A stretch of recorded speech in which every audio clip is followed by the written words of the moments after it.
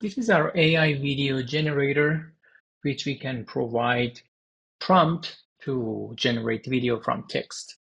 So this is using Google Veo 2 model, generating one 8-second video, and we allowed to have people in the video. You can disallow that, so it only generates objects, etc.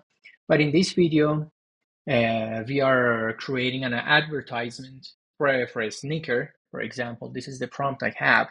So I want to show a person who is walking in the street and showcasing the sneaker. So when I click on generate, I'm not going to click that right now. It's going to take some time. I already did that. It generates one video. You can define multiple videos, but in my case, I instructed the model to only generate one video.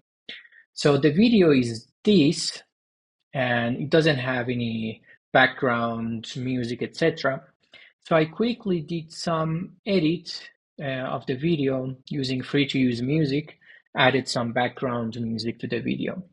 So let me maximize this and play that. So you see the video, you can almost think this is a recorded video, is not AI generated. So this is what we are going to implement in this article, but there is Veo 3, which is more advanced. You can add voiceover sound to the video, but we are going to use Veo 2 in this article.